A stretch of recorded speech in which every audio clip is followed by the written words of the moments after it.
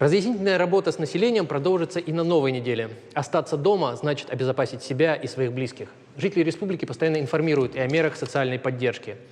Об этом поговорим и сегодня. В студии секретарь Северо-Остинского регионального отделения партии «Единая Россия», руководитель фракции в парламенте Тимур Артабаев. Тимур Мирославович, добрый вечер. Федор, добрый вечер. Спасибо, что нашли время посетить нашу студию в это непростое и сложное для республики и для страны время. Хотел с вами сегодня поговорить о том, какие меры поддержки предпринимает партия власти в этот сложный период. Во-первых, разрешите поздравить сегодня всех христиан республики с этим светлым днем, с праздником Пасхи. Великий праздник, и хочу присоединиться ко всем поздравлениям, которые уже на вашем канале прозвучали.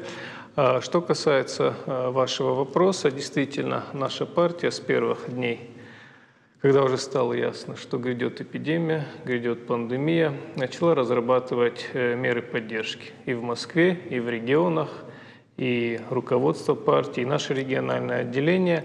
И в результате этого сейчас мы в каждодневном режиме ведем деятельность, которая больше можно назвать не политической, а скорее волонтерской. А вот не могли бы рассказать поподробнее, в чем заключается эта деятельность, и кто к вам обращается, вообще как можно достучаться в ваше отделение, и вообще как можно обратиться как-то, если кому-то необходима помощь? Если уже конкретно, с 26 марта на базе нашей партийной общественной приемной руководителя партии на улице Тамаева находится волонтерский штаб.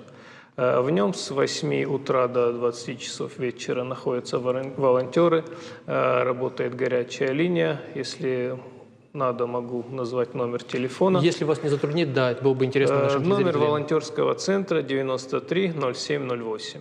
Городской номер, префикс 867-2. Да. По этому номеру могут обратиться жители нашего города, нашей республики, если им необходима помощь.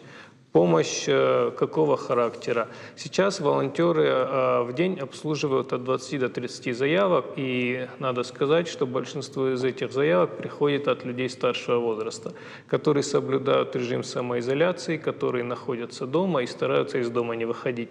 Мы помогаем им доставлять продукты, медикаменты, анализы, приобретать рецептурные лекарства.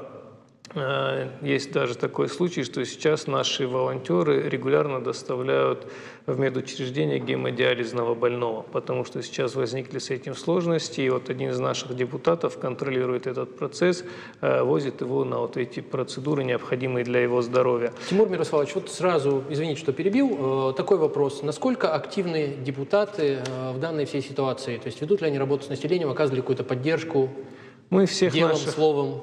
Мы всех наших депутатов сориентировали сейчас на волонтерскую работу, потому что сейчас политика отошла на второй план, и даже какие-то политические разногласия. Сейчас мы все занимаемся тем, чтобы как-то помогать нашим жителям, нашим избирателям, тем людям, с которыми мы находимся в каждодневном контакте. В городе сейчас, если говорить по городу Владикавказу, открыто 16 центров по числу округов в столице нашей республики, и больше 2/3 из них руководят ими депутаты нашего городского собрания. Русланбек Икаев, глава муниципального образования Владикавказ, один из наших депутатов. На прошлой неделе как раз-таки он был у нас в гостях, да, мы пообщались. Контролирует всю эту работу, и хочу поблагодарить их отдельно, потому что большинство заявок, которые поступают и к нам в волонтерский центр, мы адресуем зачастую нашим депутатам в районах. И уже они оказывают всю необходимую помощь, которая нужна людям. Да? Это касается и продуктовых каких-то наборов, кого-то и нужно бывает помочь с покупкой лекарств, кому-то нужно бывает добраться до медучреждений. То есть сейчас любая помощь, которую мы можем оказать, мы ее оказывать готовы. И все наши депутаты знают, что на этот период времени, пока все это не закончится, мы все работаем в волонтерском режиме. Хотел обратиться к нашим телезрителям. Пока мы беседуем с Тимуром Мирославовичем Артабаевым, руководителем регионального отделения партии «Единая Россия», у вас есть возможность позвонить моим коллегам в редакцию и задать, собственно, вопрос, который вас интересует. Тимур, хотел вас спросить. Вот вы говорили о том, что вам помогают волонтеры. Можно ли дать средний портрет волонтера? Кто эти люди? Очень приятно, что это молодежь. Это детьми их уже назвать не могу, но это люди, которым от 17 до 25 лет. Это в основном молодежь, это студенты, это те люди, которые бросили все свои дела, бросили какие-то свои занятия, которые их возрасту присущи, и сейчас посвятили себя полностью и целиком тем, что помогают нашим согражданам, помогают в основном нашим старшим. Они используют свои личные автомобили в каждодневной этой деятельности, на своих автомобилях развозят. Сейчас нам будет немного полегче, нам с Москвы, с ЦИКа партии передали 2 автомобиля, которые круглосуточно будут задействованы на том, чтобы помогать и работать на наш волонтерский центр. Раз вы заговорили о контактах с Москвой, вообще какая информация к вам поступает? Насколько плотно взаимодействуете с коллегами по партии в столице нашей Родины, Москве? Взаимодействуем с коллегами, вести приходят разные, в том числе и не очень хорошие. Сегодня пришла весть, что мой коллега, руководитель фракции в Московской области, у которого был диагноз коронавирус, к сожалению, ушел в мир иной.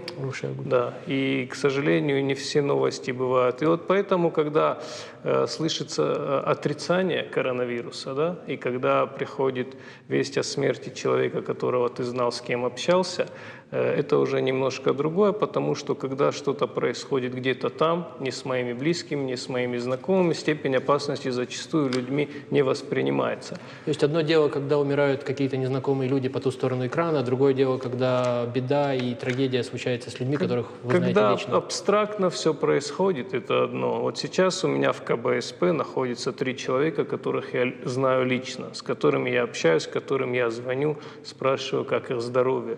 И я за них переживаю, и для меня это не абстракция какая-то. Я понимаю, что с увеличением количества, не дай бог, больных в нашей республике, в нашем городе, таких людей будет становиться все больше.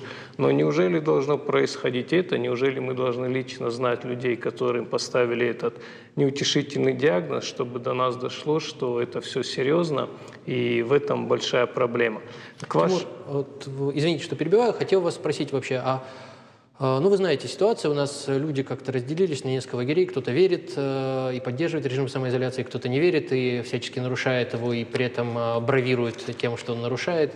Что должно произойти, чтобы люди поняли, что нам действительно угрожает большая беда, если мы не будем придерживаться определенных протоколов безопасности? Глава республики во время своего прямого эфира уже сказал, что наш народ, наша нация всегда отличалась мудростью, всегда отличалась тем, что прислушивается к старшим и всегда прислушивается к людям, которые являются специалистами в своем деле. Я, не разбираясь в медицине, не разбираясь в эпидемиях и в вирусологии, я предпочитаю слушать людей, которые в этом являются профессионалами своего дела. Врачи, сотрудники Роспотребнадзора и люди, которым это по роду деятельности нужно знать и которые это знают. А насчет того, что должно произойти, чтобы мы наконец-то осознали, мне, честно говоря, не хочется говорить, но, видимо, пока человека лично это не заденет, мы вот так к этому и относимся, могу сказать прямо, легкомысленно. И вот это отрицание болезни, от которой погибли уже сотни тысяч, и отрицание болезни, которая ежедневно уносит столько жизней, да, мы с вами живем в новом информационном веке, и сейчас ничего ни от кого не скроешь. И мы видим вот эти траншеи под гробы в Нью-Йорке, мы видим, что происходило в Италии и в Испании, и надо учиться на чужих ошибках.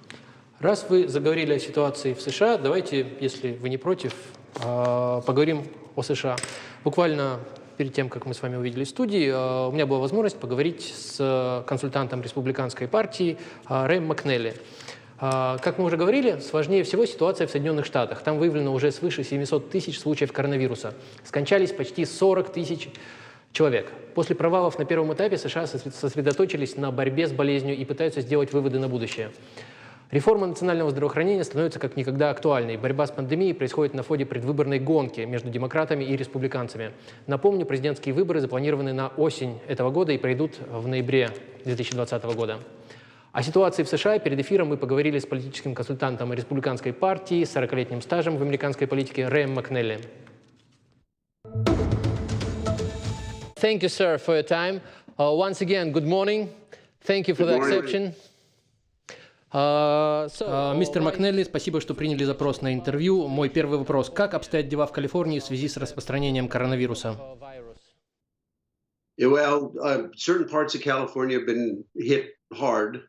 Калифорния подверглась сильному испытанию из-за вспышки пандемии, особенно Лос-Анджелес и пригороды. В основном население выполняет предписания властей и остаются по домам вот уже несколько недель. Люди стараются поддерживать друг друга и надеются, что все это скоро закончится. Конечно, все встревожены и хотели бы преодолеть эту тяжелую ситуацию.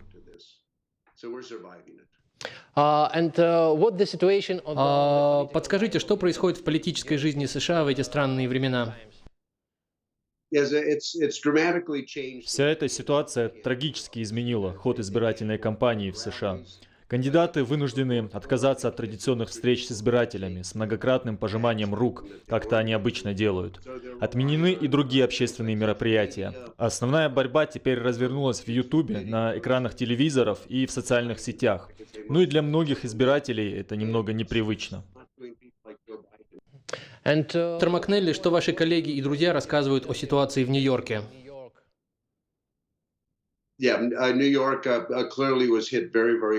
Больше всего пострадал именно Нью-Йорк, понеся тяжелые потери. Есть надежда, что скоро мы увидим свет в конце туннеля. После первого шока постепенно люди возвращаются к обычному ритму, психологически чувствуют себя уже лучше и готовятся к выходу на работу. Что вы можете сказать о режиме самоизоляции в Калифорнии и в вашем родном городе Сакраменто? Калифорния отнеслась к пандемии очень серьезно. Большинство из нас. Мы остаемся дома. Продукты, как и все необходимое, привозят через службы доставки. Люди избегают появляться в общественных местах. Теперь у нас нет прогулок у океана или пикников на пляже, как это было раньше. Люди выполняют то, что должны делать, остаются дома. У нас возникла странная ситуация на юге России. Не все верят в существование вируса. С другой стороны, вирус не Санта-Клаус, чтобы в него верить. Что вы скажете на это? Я думаю, много людей, и я знаю много американцев, когда все это только начиналось, они не очень серьезно относились к ситуации, тем самым подвергая риску жизни других людей. По мере того, как развивалась пандемия в стране и сколько людей было инфицировано и погибло, они меняли свое отношение к происходящему. Теперь они осознали всю серьезность угрозы и впоследствии выполняют все предписания властей. Мистер Макнелли, ваш прогноз на будущее в мировой политике. Что будет с Китаем, Россией, США и во взаимоотношении этих стран?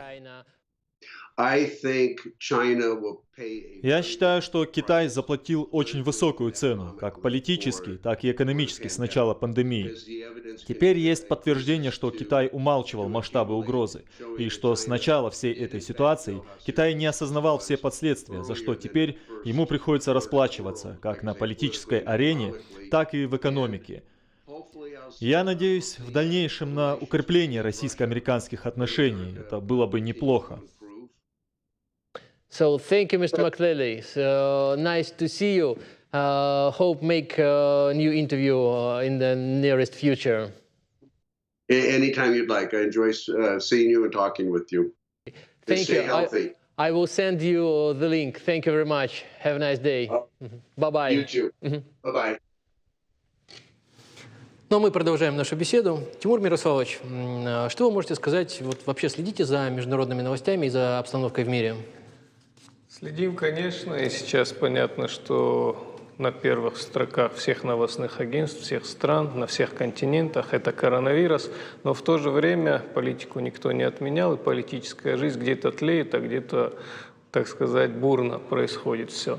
Насчет Соединенных Штатов, понятно, что чем больше мы будем уходить в электронную политику, чем больше мы будем современные технологии внедрять в какие-то политические процессы, тем больше будет вот таких процессов, как сейчас в Америке. То есть вся избирательная кампания, вы это правильно уже отметили, проходит в соцсетях, проходит в Ютубе, в каких-то других информационных ресурсах.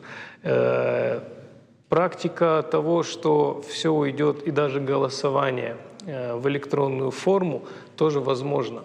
Потому что уже есть такие примеры, были такие эксперименты в ряде государств, что там и выборы проводились в электронной форме, то есть без какого бы то ни было личного контакта политиков с его потенциальными избирателями. У нас в стране тоже в рамках предварительного голосования праймериз нашей партии какая-то часть происходит тоже в мультимедиа. То есть все наши дебаты транслируются в сети YouTube, какая-то часть голосования проходит у нас в электронном виде. То есть мы за этими тенденциями следим, ну и надо отметить, я думаю, что рано или поздно они придут в жизнь каждого государства. И думаю, Россия не будет последней в этом ряду. Перед тем, как задам вопрос наших телезрителей, хотел вас спросить вообще, что происходит с политической жизнью сейчас у нас в республике? Я так понимаю, на период пандемии все замерло. Да, на период пандемии, я уже говорил, все политические разногласия мы отодвинули. Сейчас все партии, все депутаты, все политические деятели заняты одним – помогать людям, помогать народу и искать выходы из этой сложной ситуации.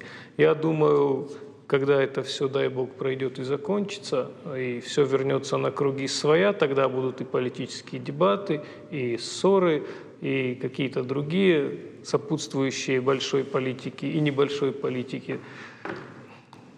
Но пока нам не до этого.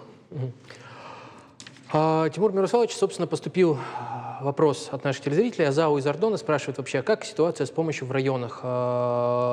Оказывает ли помощь населению ваша партия в районах нашей республики? Районы нашей республики – неотъемлемая часть, и районы нашей республики – это наши районные отделения, в которых есть руководители, в которых есть депутаты, депутаты районных собраний, депутаты городских собраний. И оказывается масштабная помощь в Правобережном, Алагирском, Дегорском районе. Особенно хочу отметить Дегорский район, где помощь от депутатов, от группы предпринимателей, инициаторами, которые выступили наши депутаты парламента, получили в районе 1500 человек адресную помощь. Получили помощь школьные учреждения, больницы и детские сады. Тоже в рамках этой помощи в Правобережном районе около 300 человек уже получили помощь и планируется еще. То же самое могу сказать о Моздокском. И если в Ардонском районе есть какие-то вопросы, есть что-то конкретное, то мы свяжемся с задавшей вопрос и завтра же направим к ней руководителя Ардонского отделения, либо кого-то из наших депутатов, чтобы они на месте посмотрели, какая нужна человеку помощь, и обязательно помогли. Предлагаю вам посмотреть сюжет, собственно, как оказывается помощь жителям нашей республики. Хотелось бы выразить благодарность всем тем, кто нашел возможность оказать помощь жителям Северной Осетии, оказавшимся в непростой ситуации в условиях пандемии. О том, как идет поддержка жителей нашей республики, в материале моего коллеги Георгия Дзапарова.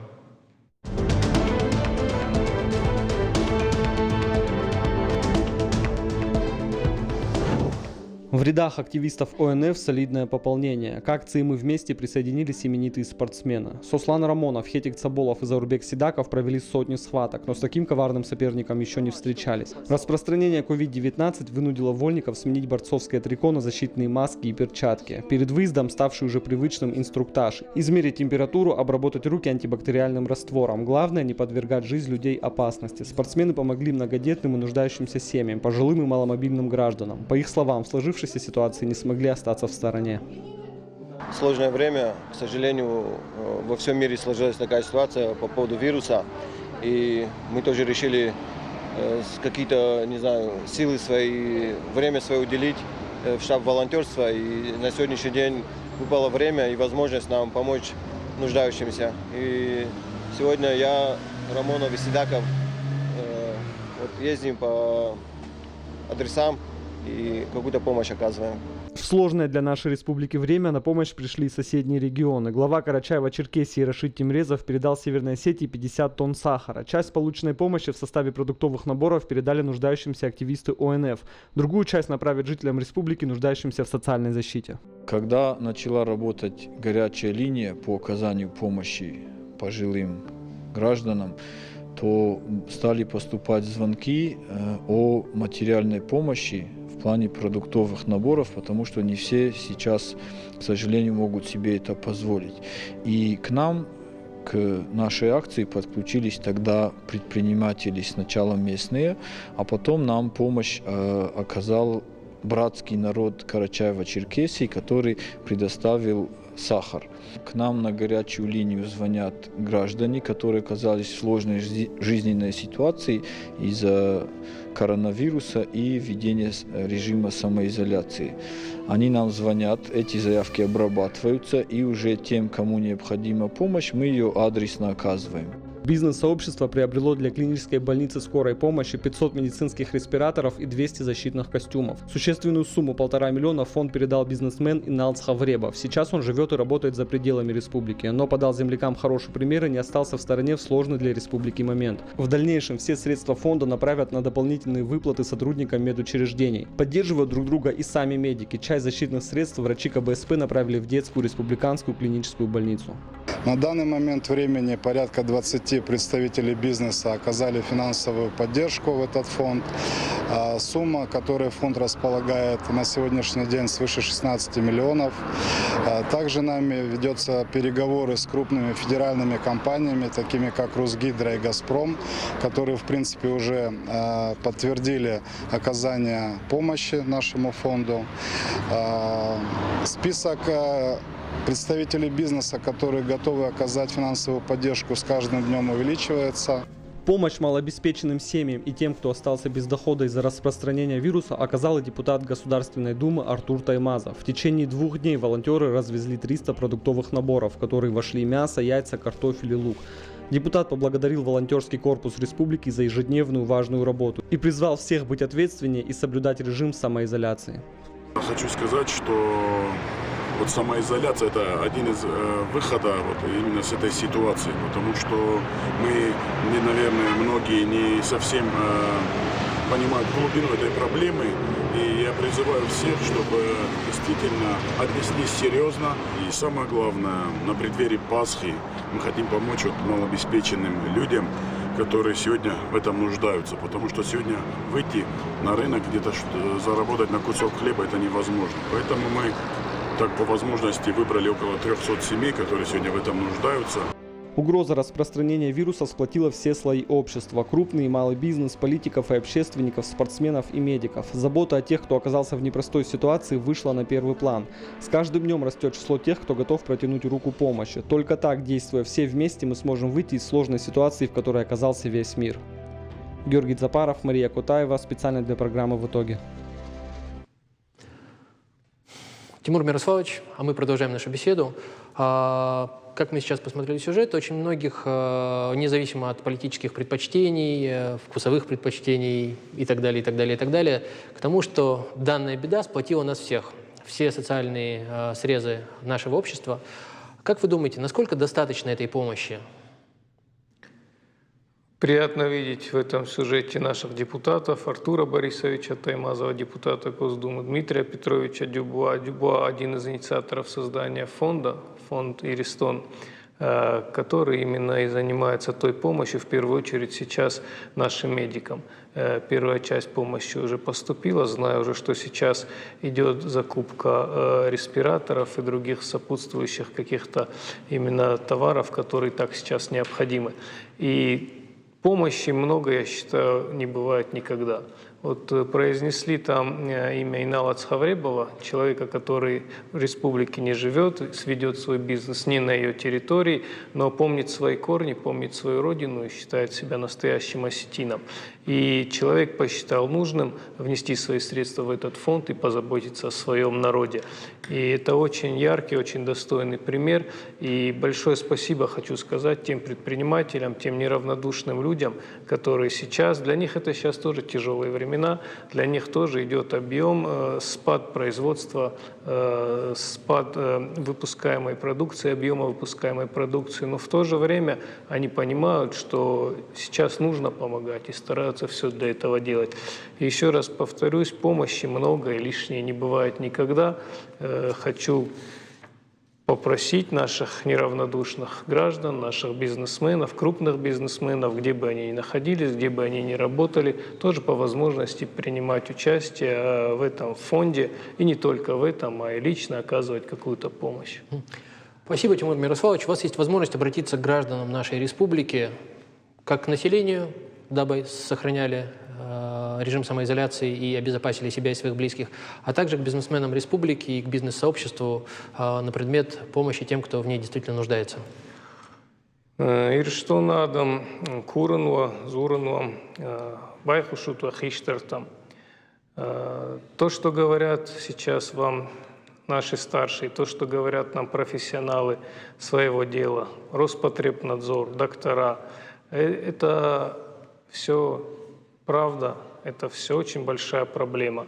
Это все может перерасти из большой проблемы в большую беду, если мы не будем выполнять то, что нам рекомендуется. Если мы не будем выполнять режим самоизоляции, какие-то санитарные требования для того, чтобы постараться эту заразу, эту болезнь задушить в корне, не дать ей развиться и не дать заболеть нашим согражданам, нашим старшим, нашим младшим.